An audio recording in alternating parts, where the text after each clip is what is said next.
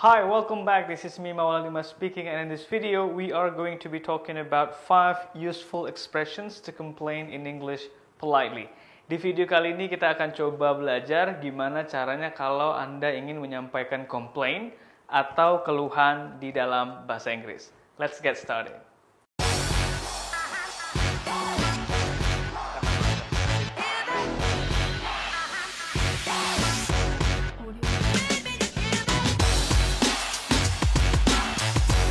Nah, jadi cara cepatnya ada tanda tanya di akhir dan yang lain seperti ini.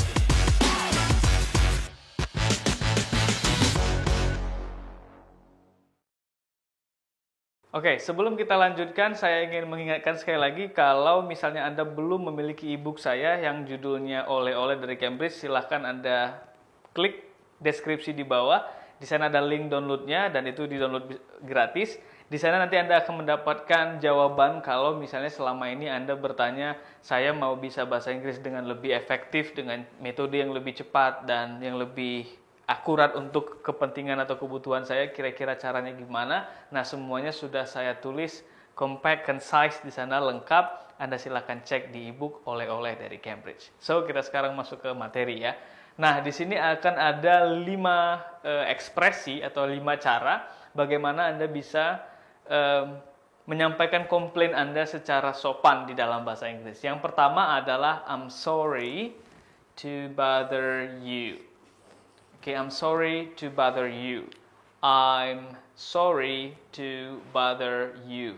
Itu yang lebih pendeknya ya, atau yang lebih slow. I'm sorry to bother you. I'm sorry to bother you. I'm sorry to bother you. I'm sorry to bother you artinya maaf mengganggu. Ini sering juga atau frase atau ungkapan ini mirip dengan bahasa Indonesia ya. Kadang-kadang kita kalau mau menyampaikan sesuatu kita yang kayak maaf ganggu, maaf mbak saya ganggu. Oke, kira-kira artinya lebih kurang seperti itu ya. I'm sorry to bother you. Anda bisa mengawali komplain atau keluhan Anda dengan I'm sorry to bother you. Nah, contohnya apa? I'm sorry to bother you, but I wanted a baked potato, not fries. Oke, ini contoh. I'm sorry to bother you, maaf mengganggu, but I wanted a baked potato. Tadi saya pesennya, oke, I wanted, saya maunya, oke, maksudnya adalah saya belinya atau saya pesennya a baked potato. Kentang panggang, bukan goreng ya. Yang dimau adalah baked-nya, yang dipanggang bukan yang digoreng gitu. So inti komplainnya kan adalah I wanted to bake a potato, not fries. Itu komplainnya. Tapi kalau Anda sampaikan tanpa diawali dengan I'm sorry to bother you, rasanya terlalu kasar atau rude ya. Itu ekspresi yang pertama. Nah, ekspresi yang kedua yang bisa Anda gunakan ketika Anda ingin menyampaikan komplain atau keberatan di dalam bahasa Inggris dengan sopan adalah can you help me with this? Can you help me with this? Can you help me with this? Can you help me with this? Sekali lagi, can you help me with this? Oke. Can you help me with this itu artinya bisa bantu ini enggak? Bisa bantu ini enggak? Can you help me with this? Nah, jadi Anda bisa mengawali komplain atau keluhan Anda dengan kata atau phrase ini ya. Contohnya misalnya, can you help me with this? My shirt came back from the laundry missing buttons. Oke, ini seringkali kalau misalnya kita nyuci baju di laundry ya, buttonnya itu hilang gitu ya, hilang. Oke, so can you help me with this?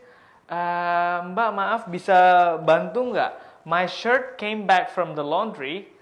Baju saya atau kemeja saya kembali ya, came back from the laundry, balik dari laundry, tempat cucian itu missing buttons, kehilangan buttons, kancing-kancingnya hilang. So, inti dari komplainnya adalah my shirt came back from the laundry, missing buttons, itu intinya kan. Tapi kalau kita langsung kayak datang and then langsung ngomong my shirt came back from the laundry, missing buttons, kayaknya kurang sopan, kurang sopan. Dan lebih bagus kalau Anda awali dengan can you help me with this? Oke. Yes, itu yang kedua ya. Nah, yang ketiga adalah I'm afraid there may be a misunderstanding. I'm afraid there may be a misunderstanding. I'm afraid there may be a misunderstanding. I'm afraid there may be a misunderstanding. Nah, kalau artinya apa? I'm afraid there may be a misunderstanding. Kayaknya ada salah paham deh. Itu kira-kira itu dalam bahasa Indonesia. Kayaknya ada yang salah paham deh. Atau ada kesalahan deh kayaknya. I'm afraid. I'm afraid ini kalau mau diartikan secara casual ke dalam bahasa Indonesia, kayaknya. Kayaknya ada yang salah deh. I'm afraid there may be a misunderstanding. Kalau literal meaning, saya khawatir ada kesalahpahaman. Well, casualnya kan jarang kayak gitu ya. Maksudnya adalah kayaknya ada kesalahpahaman di sini. So, I'm afraid there may be a misunderstanding. Ini juga bisa Anda gunakan sebelum masuk ke inti dari keluhan Anda. Oke? Contoh ya.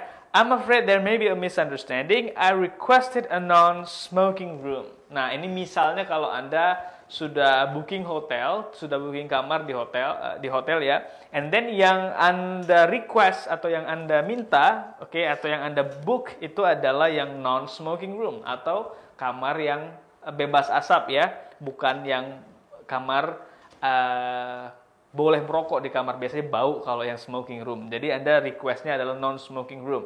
Nah, jadi sebelum Anda menyampaikan komplainan Anda yang I requested a non-smoking room, akan lebih pas lagi kalau Anda awali komplain itu dengan I'm afraid there may be a misunderstanding. Kayaknya ada yang salah paham nih. Saya tadinya pesan atau request yang non-smoking room. Oke? Itu adalah bentuk komplain yang sopan. Next, yang keempat ya.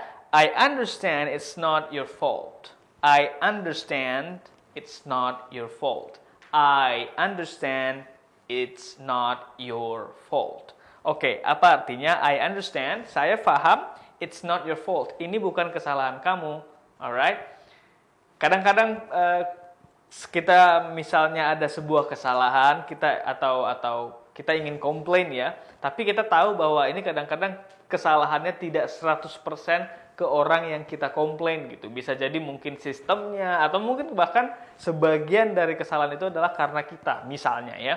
Nah, jadi Anda bisa mengawalinya, kalau dalam situasi seperti itu, ketika Anda ingin mengajukan komplain, Anda bisa mengawali komplain Anda dengan kata-kata, I understand it's not your fault. Saya tahu ini bukan salah Anda, baru nyampaikan kejadian atau komplainnya apa. Ya, contoh kita lihat, I understand it's not your fault, but the airplane promised they would deliver my baggage yesterday. Oke, nah ini contohnya nih.